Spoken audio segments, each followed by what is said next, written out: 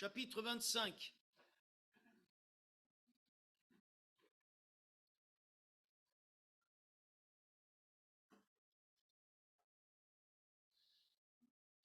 Le thème de ma méditation ce matin, c'est la vie chrétienne et moi.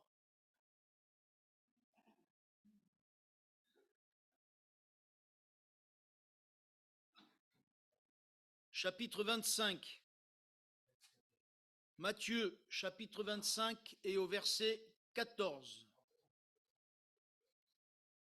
Matthieu, chapitre 25 et verset 14.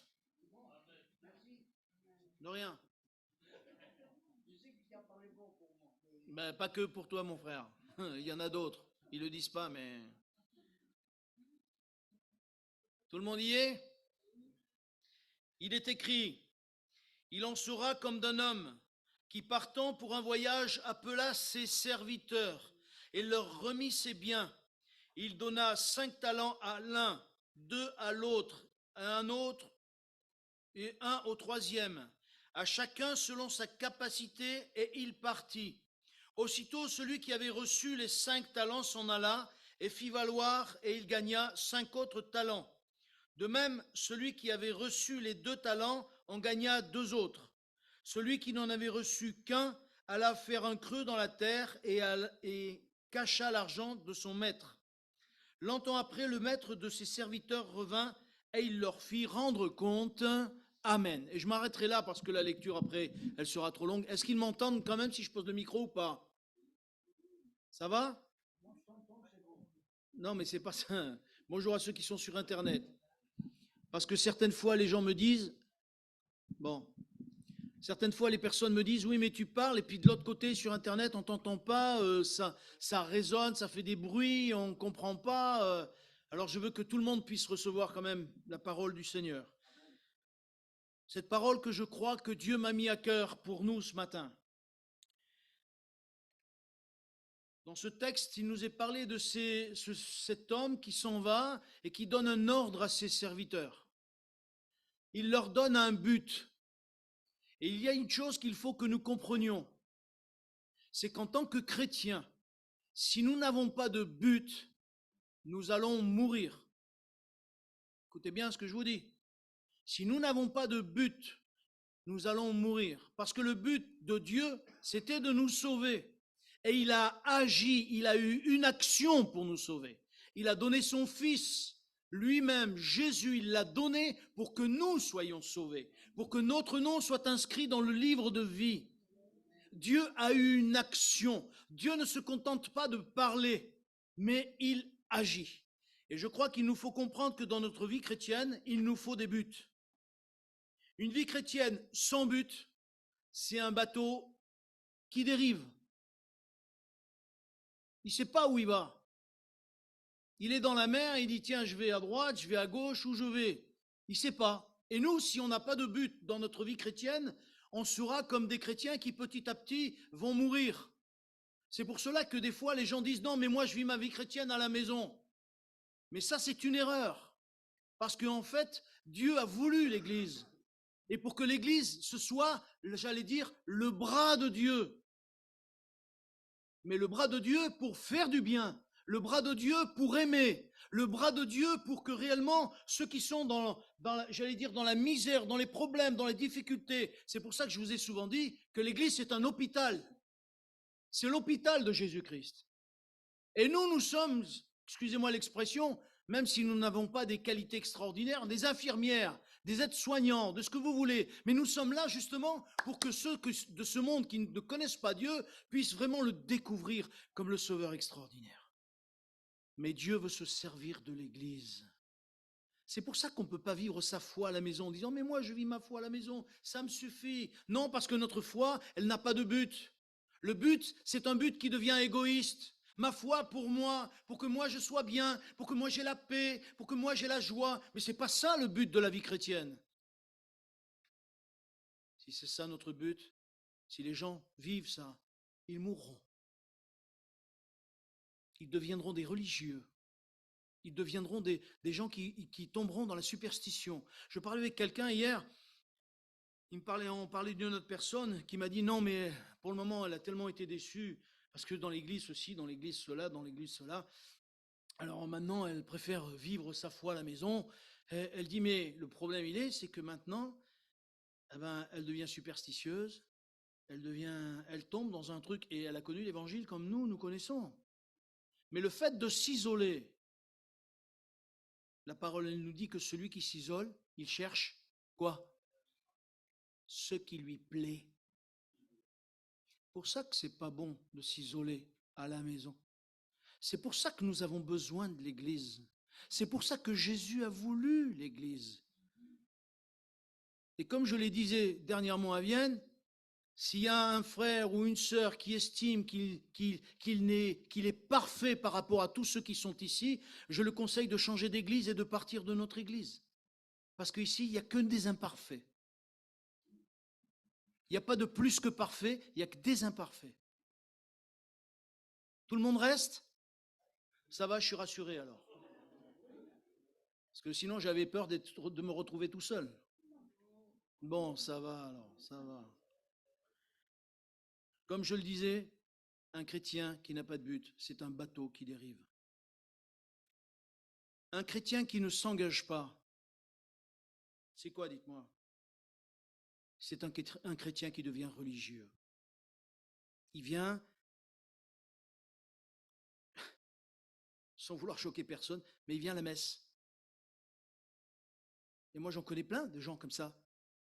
Et je ne vous parle pas spécialement dans les églises évangéliques, mais de partout. Les gens, ils vont le dimanche matin, parce que c'est pour honorer Dieu, mais on vient le dimanche matin. Que le dimanche matin, s'il vous plaît. Parce que après, si le dimanche après-midi, ça peut déranger un petit peu, donc on vient que le dimanche matin. Dieu demande à Israël un jour entier pour lui. Nous, on lui donne combien de jours? 2 heures. 2 heures. Moi, ça me pose question. Et je me dis, Seigneur, aide-nous à ne pas être religieux. Mais pour ne pas être religieux, il faut avoir un but. Il faut avoir une direction. Et je crois que Dieu nous a donné toutes les directions voulues. Une vie chrétienne sans la parole de Dieu, c'est une vie sans Dieu. Parce que c'est la parole de Dieu qui va mettre dans nos cœurs la foi. C'est la parole de Dieu qui va nous apprendre à connaître Dieu.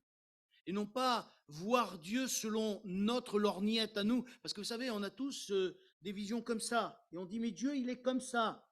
Mais non, Dieu, il n'est pas comme ça. Dieu, il est comme ça. Et quand on voit la misère de ce monde, vous croyez que Dieu est d'accord avec la misère de ce monde? Non. Et c'est là qu'il veut se servir de l'Église. Il veut se servir de chacun d'entre nous. Mais certains vont dire, mais non, mais moi je suis trop faible, je suis insignifiant. Non, il n'y a pas de faible au milieu de l'Église de Dieu. Parce que le faible, il ira vers le faible, mais le faible a besoin d'entendre. Et il y a des gens qui justement, ne seront pas capables d'entendre quelqu'un qui aura une grande science de la parole de Dieu, mais quelqu'un qui débutera dans la foi et qui dira, mais moi je sais que Jésus m'a sauvé. Et l'autre va dire, qu'est-ce qu'il me raconte? Jésus m'a sauvé. Ça me rappelle ça l'histoire. Tant pis, hein, je suis désolé, mais ça me rappelle l'histoire d'un jour, il y a un chrétien qui racontait son témoignage. Et le gars, c'était une armoire à glace. Et il dit, la première fois que j'ai entendu l'évangile, il y a 2 gars qui sont venus à la porte. Et c'était des chrétiens. Et il dit, il y avait un gars normal, si on peut dire, et un petit gars. Et le gars qui a dit, on voudrait enfin, on est là pour vous parler de... Il dit, bon allez, arrête de bégayer, rentre. Il a laissé rentrer. Et parce qu'il a laissé rentrer, le témoignage lui a été apporté, et cet homme s'est converti. Pourquoi? Parce qu'il n'a pas vu quelqu'un qui avait de l'assurance pour lui raconter des balivernes, il a vu quelqu'un qui était timide, mais qui avait quelque chose à dire. Quelque chose à dire que comme quoi il y avait un sauveur qui avait changé sa vie, et que malgré qu'il était timide, il aimait ce sauveur. Ben ça a bouleversé cet homme. Il n'y a personne au milieu de nous qui est petit, ou il n'y a personne qui est grand. Et c'est pour ça que je vous ai souvent parlé de l'humilité, mes frères et sœurs. Il faut qu'on travaille sur notre humilité. C'est Christ qui est grand, nous on n'est rien. C'est Christ qui est grand. Et personne ne peut dire, mais moi je ne peux pas. Si, même si le Seigneur t'a donné qu'un seul talent, comme le dit la parole, il a donné à un 5, à l'autre 2, à un 1. Eh bien, ce talent que Dieu t'a donné, ce seul talent que Dieu t'a donné, c'est quoi, dis-moi? C'est ton témoignage, c'est la vie que tu as vécue avec Jésus, l'expérience que tu avais avec le Seigneur, qui a fait que réellement ton cœur a bouillu.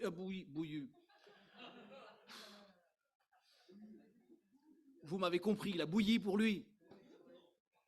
Je veux tellement aller vite, sortir vite les mots que ça se bouscule à la porte.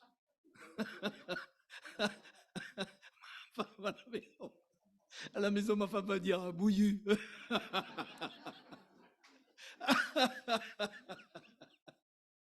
Eh oui. Jésus est tellement fort dans nos cœurs.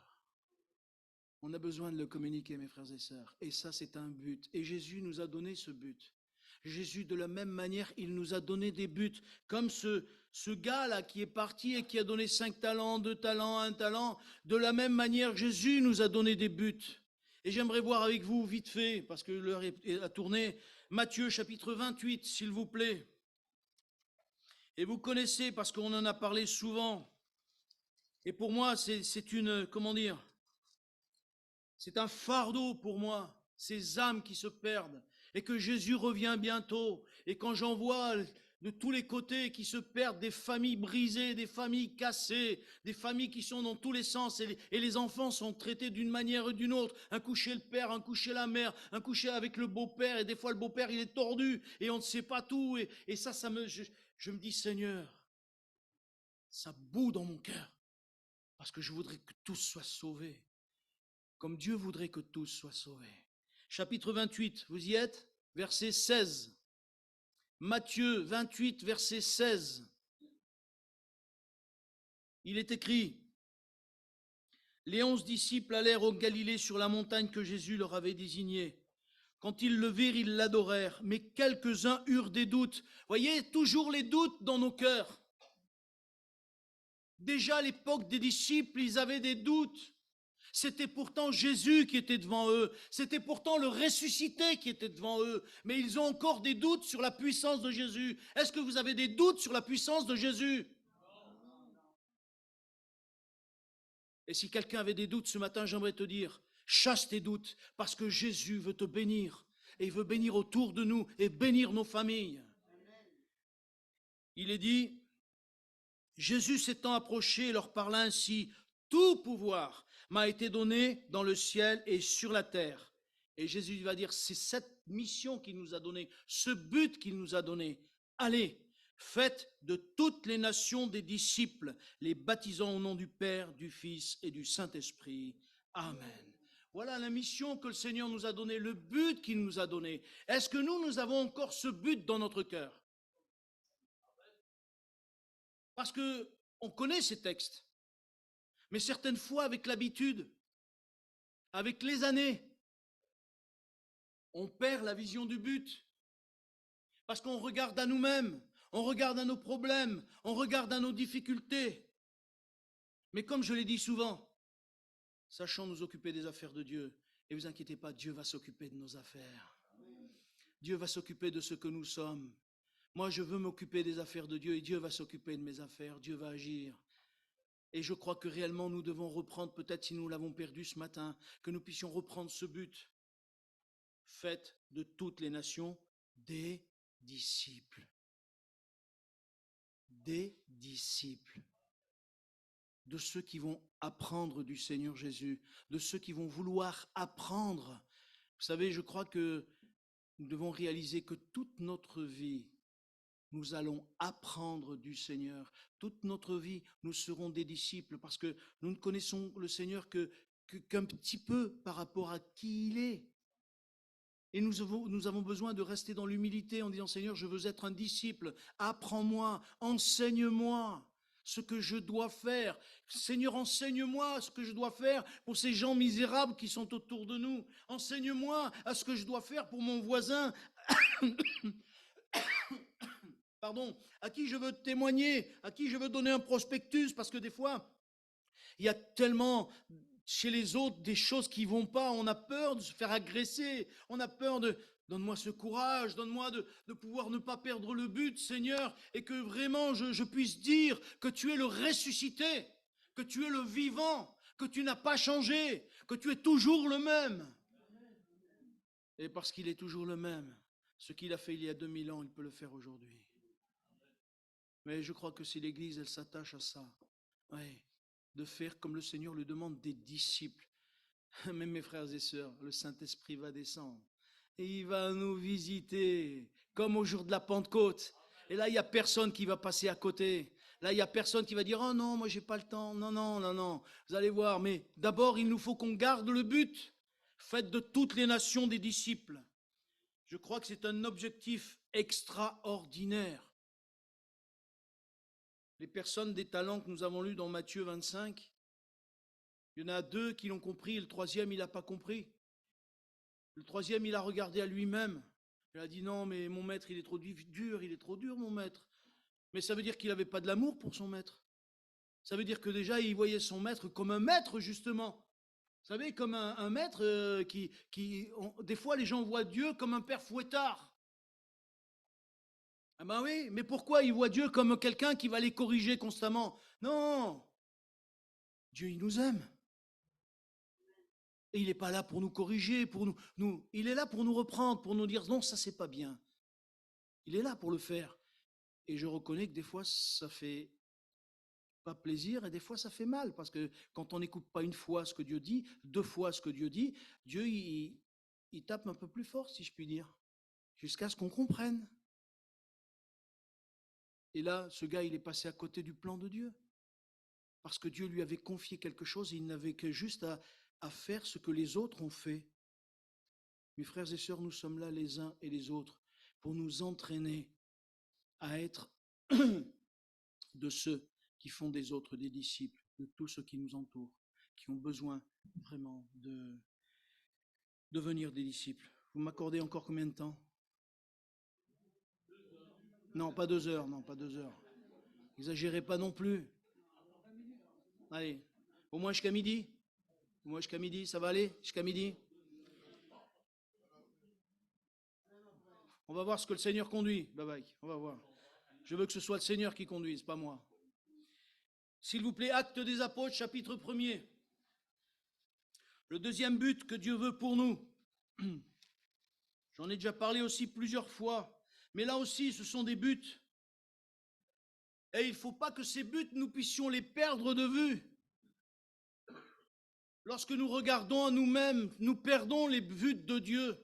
Lorsque nous regardons à notre propre nature, notre propre vie, disant « Ah oui, mais moi ceci, mais moi cela », alors nous perdons de vue ce que Dieu nous demande. Actes chapitre 1er, verset 8.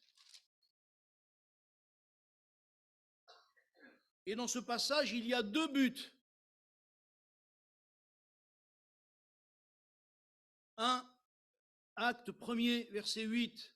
Il est dit « Mais vous recevrez une puissance, le Saint-Esprit survenant sur vous, et vous serez mes témoins à Jérusalem, dans la Judée, dans la Samarie et jusqu'aux extrémités de la terre. » Alors, voyez-vous, aujourd'hui,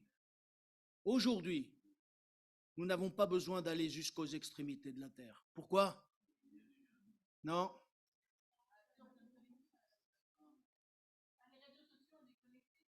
Non. Merci ma sœur, parce qu'ils sont déjà tous là. Regardez autour de nous le nombre de nations qu'il y a autour de nous. Il y a des Chinois, même à Lyon, il y a plein de Chinois. Il y a des quartiers chinois sur Paris.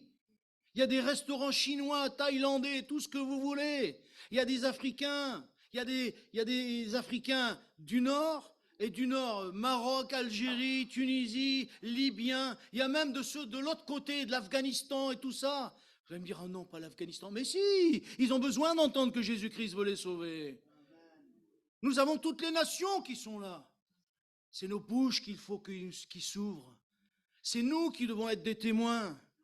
Quand Jésus dit, vous êtes la lumière du monde, nous sommes la lumière à Givors. Encore faut-il en prendre conscience et le vivre. Excusez-moi, il faut que je me calme.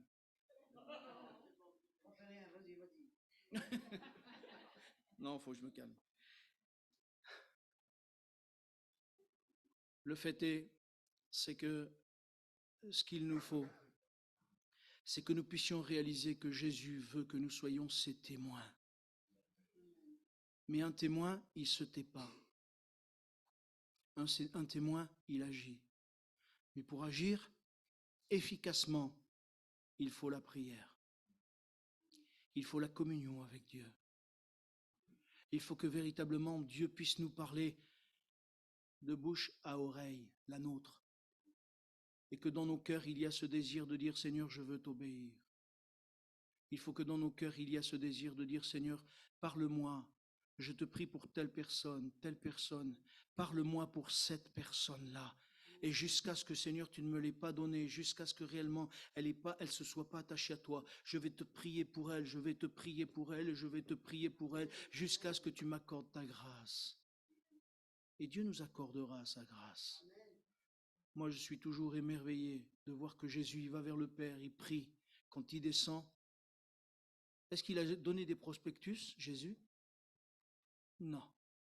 Et quand il descend de la montagne, tout le monde est à lui. Qu'est-ce qui arrive? C'est parce que le Saint-Esprit agissait. Et si nous sommes remplis du Saint-Esprit, si nous faisons ce qu'il nous faut, que croyez-vous que va faire le Saint-Esprit? Il va attirer les foules dans ce lieu. Même le parking ne sera pas assez grand. Pourquoi? Parce que c'est le Saint-Esprit qui agira.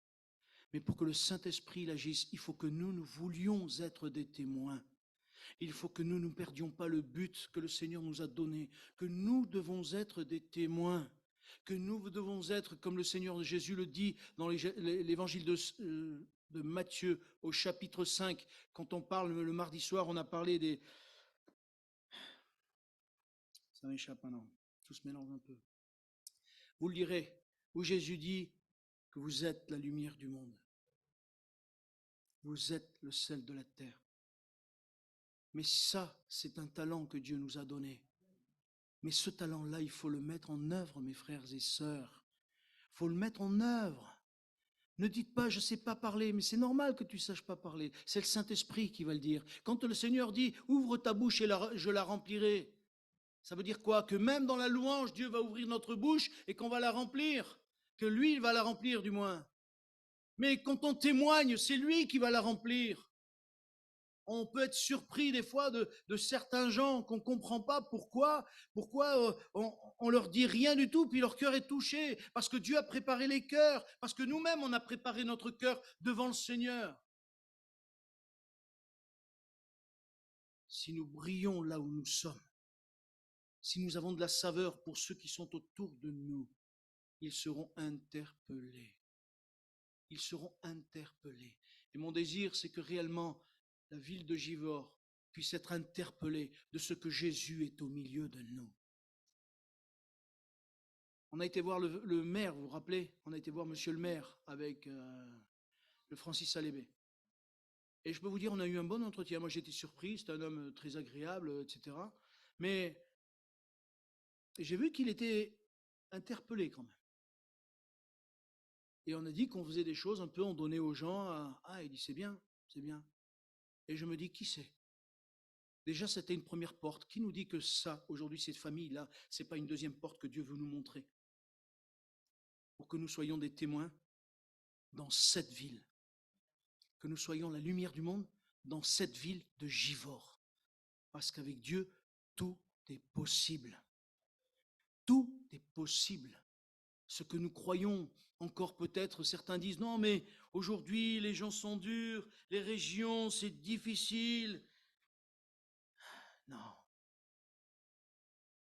Mais difficile, faisons ce qu'il faut et Dieu va faire ce qu'il faut. Parce que c'est le Saint-Esprit qui a tiré vers toutes ces âmes, il les a tirées vers Jésus, pour que Jésus puisse les guérir, pour que Jésus puisse les nourrir, pour que Jésus puisse agir d'une manière ou d'une autre. Je crois que vraiment le Seigneur veut que nous soyons ses témoins. Mais non seulement ses témoins en parole, et je le disais tout à l'heure, Dieu n'est pas seulement un Dieu de parole, mais c'est un Dieu aussi qui parle, mais qui agit. Et l'Église, elle doit être de celles qui parlent, mais qui agit. qui donne des prospectus, mais qui parle et qui agit. Lorsque je dis à quelqu'un que je l'aime, ça doit être vrai.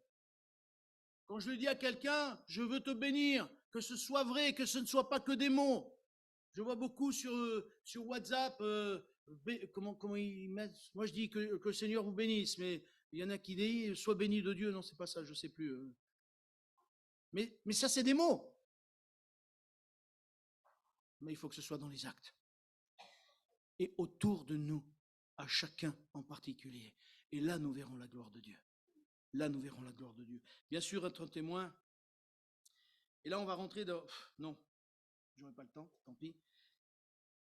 Troisième chose, s'il vous plaît. L'évangile de Jean, pour aller vite. L'évangile de Jean, chapitre 17. Et ça, c'est un troisième but.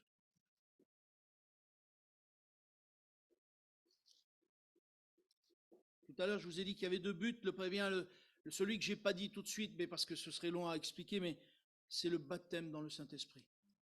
Et mes frères et sœurs, je crois qu'il nous faut vraiment prier pour que le Seigneur baptise dans le Saint-Esprit. Moi, c'est vraiment quelque chose que j'ai à cœur. Nous ne pouvons pas être efficaces.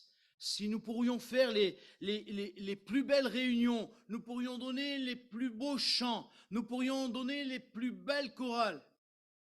Et les gens nous applaudiraient sûrement. Mais moi, je ne veux pas qu'ils nous applaudissent. Je veux qu'ils se convertissent. Et il y a une grosse différence. Parce que les gens, même dans les spectacles, ils mettent les applaudimètres. Ah, formidable, l'applaudimètre. Mais moi, excusez-moi, je m'en moque des applaudissements.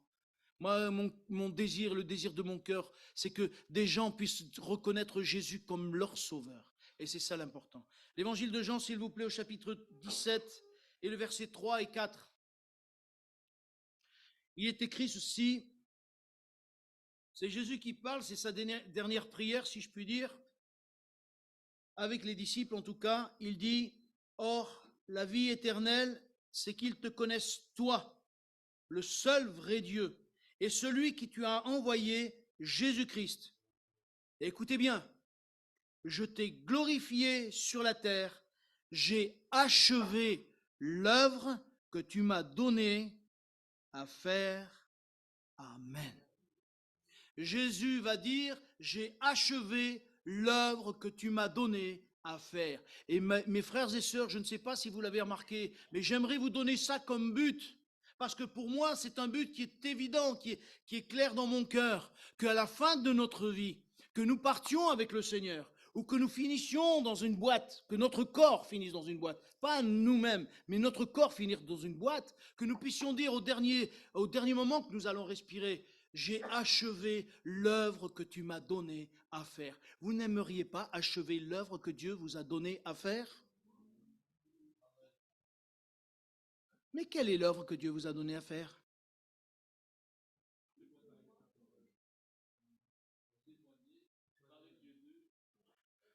Il y en a deux qui ont compris tout ce que j'ai dit depuis le début, c'est ça que je comprends. Eh oui, achever l'œuvre que Dieu nous a donnée à faire, c'est être des témoins, c'est faire des nations des disciples, c'est vraiment vivre la vie de Dieu que Dieu veut nous donner à vivre. C'est ça, achever l'œuvre que Dieu nous a donnée à faire. Dieu a donné à Givors, si vous avez cette église à Givors depuis tant d'années, vous vous rappelez combien d'années vous êtes ouvert? 96. Et ça fait combien d'années ça? Beaucoup, voilà. Il fallait calculer avant, hein? 26 ans alors, 26 ans. Eh bien, j'aimerais vous dire que peut-être c'est le moment où Dieu va nous réveiller. C'est peut-être le moment où Dieu va nous dire maintenant, il faut y aller. Où Dieu va nous dire maintenant, il faut témoigner. Jusqu'à présent, je sais par là où nous sommes passés les uns et les autres, parce que vous avez souffert, mais nous aussi, et moi aussi, j'ai souffert par rapport à ça. Mais je crois qu'aujourd'hui, il faut nous dire, Seigneur, je suis dans ta main, je veux que les choses changent. Seigneur, je veux être un instrument entre tes mains. Seigneur, je veux être un témoin. Seigneur, je veux faire ce que tu m'as demandé. Seigneur, je veux être vraiment cet instrument inutile, mais efficace. Non, non, je dis bien inutile. Et pourquoi je dis inutile? Parce que quand on se croit utile, on se croit les meilleurs. Alors soyons des petits instruments entre les mains de Dieu. Et vous savez, vous avez remarqué, le médecin, le bistouri, vous avez vu comme c'est tout petit un bistouri? Vous avez remarqué comme c'est tout petit un bistouri? C'est pas un grand couteau comme les cuisiniers qui coupent la viande, hein? Non, non, c'est un tout petit truc. Quand j'ai vu un bistouri, je dis avec ça, ça coupe. Quand vous faites ça, ça coupe. C'est un tout petit bistouri, tout petit couteau, mais croyez-moi qu'il coupe bien la peau, hein? Pas de problème. Eh bien que nous soyons ces instruments-là, petits instruments entre les mains de Dieu, afin que Dieu soit glorifié. Et Jésus a dit ça, je t'ai glorifié sur la terre. Que nous puissions glorifier le Seigneur. Tout ce que nous allons faire, que ce soit pour sa gloire. Toutes les âmes que nous voulons gagner, que ce soit pour sa gloire. Que nous sachions nous retirer lorsque vraiment nous n'aurons pas, quand des âmes viendront, quand Dieu les guérira, quand les démons seront chassés, que nous puissions nous retirer et dire, Seigneur, c'est toi qui es digne de louange, toi qui es digne de gloire, parce que c'est toi qui nous as rachetés, c'est toi qui as donné ta vie, c'est toi qui as fait que les âmes soient venues, c'est toi qui as fait que nos vies aient changé. Seigneur, tout pour ta gloire, Seigneur Jésus. Et que non seulement ce soit tout pour sa gloire, mais comme je l'ai dit, qu'à la fin de nos vies, nous puissions dire, Seigneur, j'ai achevé l'œuvre que tu m'as donnée à faire. Et vous savez ce que Dieu va dire? Vous savez ce que Jésus va dire? C'est ce qui est écrit dans l'évangile de Matthieu, chapitre 25, lorsqu'il va demander des comptes à chacun et que chacun va dire, Seigneur, voilà, je t'ai apporté ça, tu m'as donné ça, mais tu vois, Seigneur, je l'ai multiplié, j'ai pu travailler pour toi, j'ai pu être un témoin, j'ai pu gagner des âmes pour toi, j'ai pu faire avec la force que tu m'as donnée, Seigneur. Et le Seigneur dira, rentre dans la joie de ton maître, bon et fidèle serviteur. Mes sœurs, mes frères, que nous puissions être de bons et fidèles serviteurs. Je crois que c'est ça qui doit être aussi notre but. Je vous ai énuméré les buts rapidement et je vous dis, mes frères et sœurs, demandons au Seigneur de nous aider à être de bons et fidèles serviteurs, à faire sa volonté. Tout seul, nous ne pourrons pas. Je n'ai pas eu le temps d'aller plus loin dans ma méditation, mais tout seul, nous ne pourrons pas. Mais nous avons un secours extraordinaire que Dieu nous a donné, et c'est le Saint-Esprit. C'est pour ça que Jésus a dit, vous recevrez une puissance, le Saint-Esprit survenant sur vous, et vous serez mes témoins, à Judée, en Samarie, jusqu'aux extrémités de la terre. Mais sans le Saint-Esprit, nous ne pourrons pas être efficaces. Mes frères et sœurs, que le Seigneur nous aide à être cette Église du 21e siècle qui est vivante pour lui. Amen. Je veux bénir ton nom parce que tu es un Dieu merveilleux, glorieux, et tu veux vraiment faire de ton Église, Seigneur, un instrument dans ce monde. Israël est passé à côté de ce que tu lui avais commandé. Seigneur, viens nous aider dans ta grâce, parce que nous ne puissions pas passer à côté de ce que tu nous demandes. Aide-nous, Seigneur, à vraiment t'apporter ces âmes. Seigneur, que tu as dit, allez, faites de toutes les nations des disciples, mais nous, sans toi, nous ne pouvons rien. Viens nous secourir, viens nous aider, viens changer notre mentalité, viens changer nos cœurs, et que ceux qui sont peut-être craintifs, peureux, tu puisses leur donner du courage. Ceux qui doutent, tu puisses leur donner la foi, que chacun d'entre nous, nous puissions nous serrer les uns les autres pour nous relever les uns les autres, que nous puissions nous aider les uns les autres à être des témoins et la lumière les uns pour les autres et pour ce monde aussi. Seigneur, je te le demande pour ton Église, dans le nom de Jésus, et je te dis merci notre Père. Amen.